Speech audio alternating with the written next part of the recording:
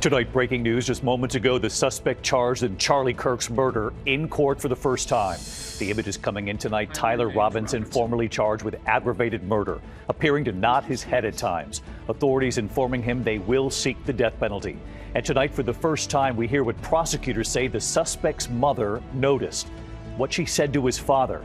And authorities tonight revealing the text messages the suspect allegedly sent to his roommate.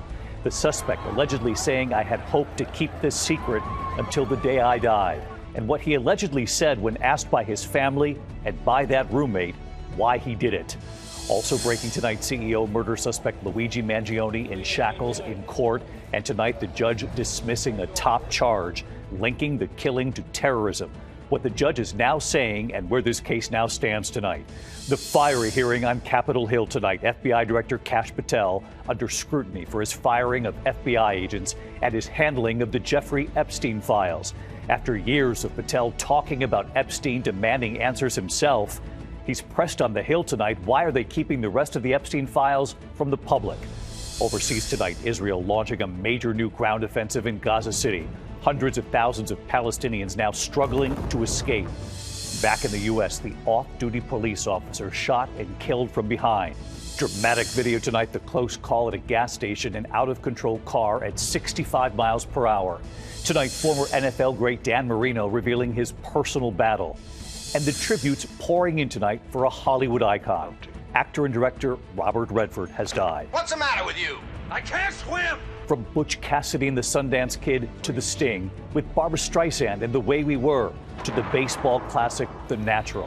Tonight, Robert Redford, in his own words here, what he once told our Charlie Gibson about fame, the movies, the critics, but for Redford, what mattered most. From ABC News World Headquarters in New York, this is World News Tonight with David Muir. Good evening, and it's great to have you with us here on a very busy Tuesday night. We begin tonight with the breaking developments in the killing of conservative activist Charlie Kirk. Just a short time ago, the suspect Tyler Robinson and his first appearance in court. The suspect appearing over a video link, the first time he's been seen since his arrest. Utah County Attorney Jeff Gray signaling late today his intent to seek the death penalty. Robinson facing 7 charges now, including aggravated murder, obstruction of justice, and witness tampering. And the county attorney sharing for the first time that suspect's mother allegedly recognizing her son from the surveillance images and then going to her husband and he agreed, and what they did next. The county attorney also revealing text messages the suspect allegedly shared with his roommate, saying the suspect disliked Charlie Kirk, texting his roommate, quote, "I had enough of his hatred." And tonight here, the Utah County attorney on what the suspect allegedly said when asked by his family and by his roommate why. Matt Gutman leading us off again tonight from Utah. Tonight, the man accused of gunning down conservative activist Charlie Kirk in front of hundreds of people, appearing before a judge for the first time, now charged with 7 counts, including aggravated murder. State of Utah versus Tyler James Robinson. Could you state your name? Tyler James Robinson. The 22-year-old appearing to listen intently, nodding slightly, as prosecutors said they would be seeking the death penalty. We did file just recently, within the last few minutes, a notice of intent to seek the death penalty. Earlier today, County Attorney Jeff Gray outlining the case against Robinson, including video and DNA evidence. DNA consistent with Robinson was found on the rifle's trigger. He described Robinson's appearance in those widely circulated photos, the black cap, shades, T-shirt with an eagle and an American flag. Millions saw those images. One of them was the suspect's own mother. Robinson's mother saw the photo of the shooter in the news and thought the shooter looked like her son. Robinson's mother expressed concern to her husband that the suspect shooter looked like Robinson. Robinson's father agreed. And prosecutors say that father got his son on the phone. Robinson's parents were able to convince him to meet at their home.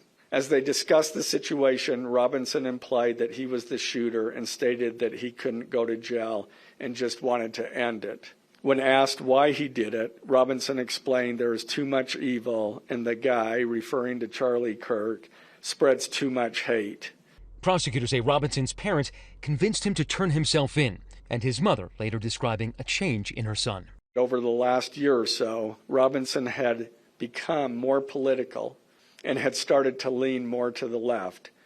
becoming more pro-gay and trans rights oriented. She stated that Robinson began to date his roommate, a biological male who was transitioning genders. This resulted in several discussions with family members, but especially between Robinson and his father, who have very different political views. And prosecutors say that in the hours after the assassination, Robinson texted that roommate a note. The roommate received a text message from Robinson which said, "Drop what you're doing, look under my keyboard." The roommate looked under the keyboard and found a note that stated, quote, "I had the opportunity to take out Charlie Kirk, and I'm going to take it." Prosecutors say that at first the roommate thought Robinson was joking, but Robinson insisting he wasn't. To be honest, I had hoped to keep this secret till I died of old age. I am sorry to involve you. Roommate, you weren't the one who did it, right? Robinson, I am. I'm sorry. Roommate, why? Robinson, why did I do it? Roommate, yeah. Robinson, I had enough of his hatred. Some hate can't be negotiated out. And David, that suspect here at this jail is under what's called special watch to ensure that he doesn't harm himself or that others don't harm him. Now, he's had those 7 charges brought against him. Some of them enhanced, said the prosecutor, because he allegedly committed this crime in full view of children. And when I asked the prosecutor whether anyone else was involved, he said he couldn't comment, but the investigation is ongoing, David. Matt Gutman leading us off here again tonight. Matt, thank you. Into the breaking developments now involving CEO murder suspect Luigi Mangione, appearing in shackles in court today for the first time in 5 months. And tonight, the judge dismissing a top charge that had linked the killing to terrorism. What the judge is now saying and where this case now stands. Here's Aaron Katersky.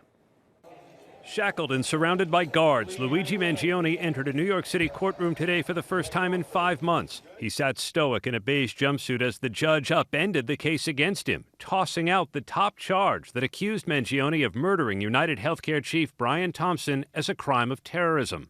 The judge said there's no evidence Mangione's goal was to intimidate the public, though he said there is evidence the defendant murdered Brian Thompson in a premeditated and calculated execution. Outside court, supporters applauding Mangione's attorneys, though he still faces the possibility of life in prison on the remaining charges, including second-degree murder. He has pleaded not guilty, but prosecutors say this is Mangione, caught on camera, stalking Thompson and shooting him at close range. He has been in custody since his dramatic capture. Prosecutors say a gun, a fake ID, and these writings were found in Mangione's backpack during his arrest at a McDonald's in Altoona, Pennsylvania. I finally feel confident about what I will do, one entry said. The target is insurance. It checks every box. The defense said that evidence was obtained improperly, and they're fighting to keep it out. Mangione will be back in court in December, and tonight, David, prosecutors say they're still confident in their case, even though that terrorism charge was thrown out. David? Aaron Katersky with us here tonight. Aaron, thank you. Now to the fiery hearing on Capitol Hill. FBI Director Kash Patel under scrutiny today for his firing of FBI agents and over his handling of the Jeffrey Epstein files. And after years of Kash Patel talking about Epstein, demanding answers himself, he was pressed on the Hill today. Why are they keeping the rest of the Epstein files from the public? Here's Pierre Thomas on that. So help you God.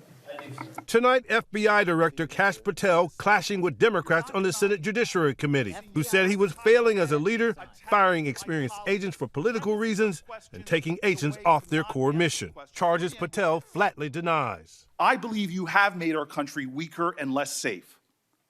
I believe that we are more vulnerable to a major event, and I pray to God it doesn't happen. The hearing at times devolving into squabbling. I follow you on your social media posts that tear this country apart. To address your falsehoods. You can try. Patel also facing questions from Republicans about the Justice Department's handling of the Epstein files.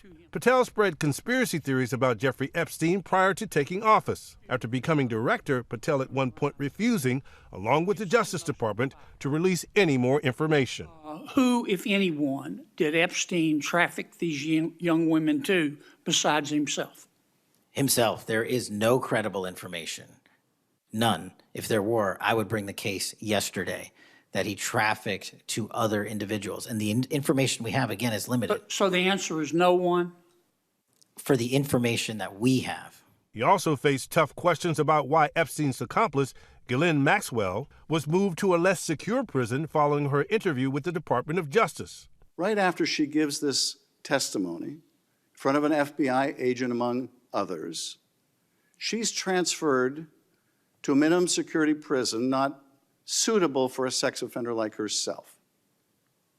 Who made that decision and why? The Bureau of Prisons. Patel attacking California Democrat Adam Schiff, who is now under DOJ investigation for alleged mortgage fraud. You are a political buffoon at best. David, Patel is back on the Hill tomorrow before the House, and there will be more questions about Epstein for sure. And David, it's likely to be just as contentious, if not more. You'll be following it. Pierre Thomas tonight, thank you. Overseas tonight, Israel has launched a major new ground offensive into Gaza City. Hundreds of thousands of Palestinians struggling to escape, many asking, where can they go? Here's our chief international correspondent, James Longman, tonight.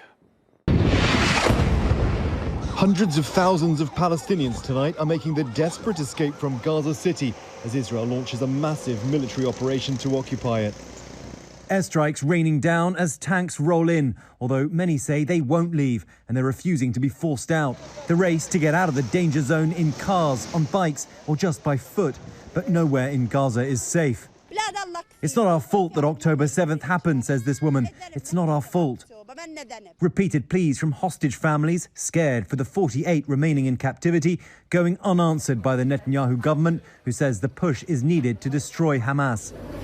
This, as a UN commission now says Israel is committing genocide in Gaza. The independent commission finding Netanyahu among those responsible for killing civilians on purpose, cutting them off from aid and supplies. A ceasefire seems further away than ever, David. Secretary of State Rubio was today in Doha trying to salvage talks days after Israel tried to bomb the Hamas leadership there. David? James, thank you. And James, as you know, President Trump today saying, I don't know too much about Israel's ground offensive. The president arriving just moments ago in the UK, the first American president to be given a second state visit. The president hosted by the late Queen in 2019. King Charles will roll out the red carpet tomorrow at Windsor Castle. A glittering banquet planned. On Thursday, Prime Minister Keir Starmer will host President Trump at Chequers, of course, his rural retreat. Back here in the U.S. tonight, the tributes pouring in for a Hollywood icon, actor and director Robert Redford. A career of unforgettable roles, from Butch Cassidy and the Sundance Kid to The Sting, with Barbra Streisand and The Way We Were, his baseball dreams and The Natural, and of course, All the President's Men. Tonight here, we look back and what Robert Redford once told our Charlie Gibson about the movies, the critics, and about what mattered most to Redford. Robert Redford was a legendary Hollywood star, though that stardom is what he liked least about it. An actor, an Oscar-winning director, a man who was passionate about the environment. I'll jump first. No. Then you jump first. No, I said. What's the matter with you? I can't swim!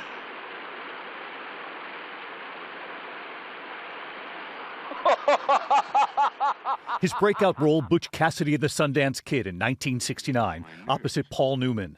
Listen, I don't mean to be a sore loser, but when it's done, if I'm dead, kill him. Love to. It was just 2 years prior he played opposite Jane Fonda in Barefoot in the Park. How long will you be staying with us, Mr. Bratter? 6 days. And nights?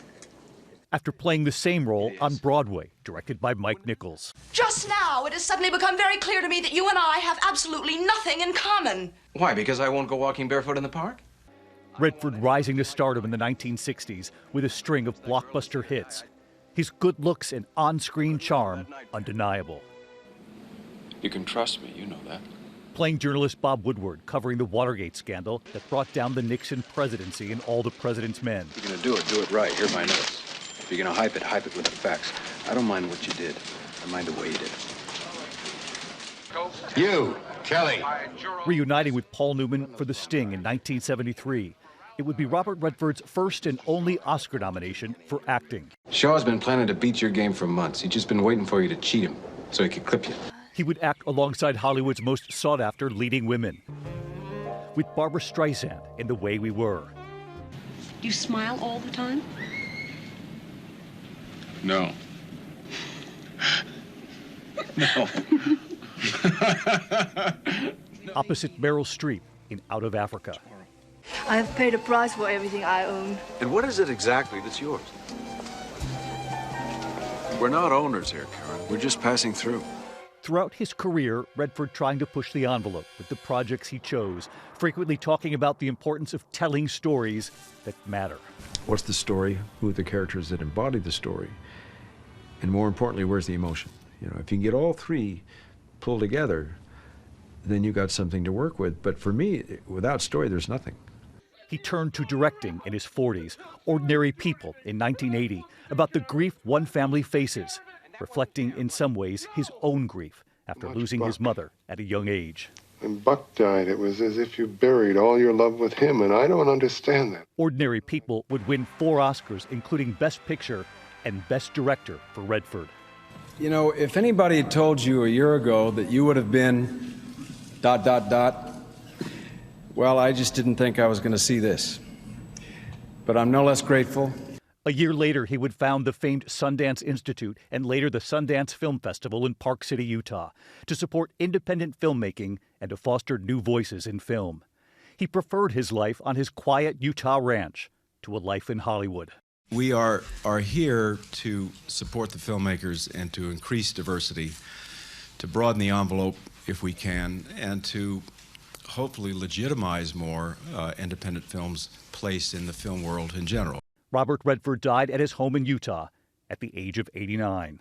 And with our own Charlie Gibson, Redford talking about the critics, the public, and arguing what matters most is the quality of your own work. The public will receive you as they will. There's nothing much I can do about that. But work is something I can do something about, so I tend to focus on that. The work will speak for itself one way or another.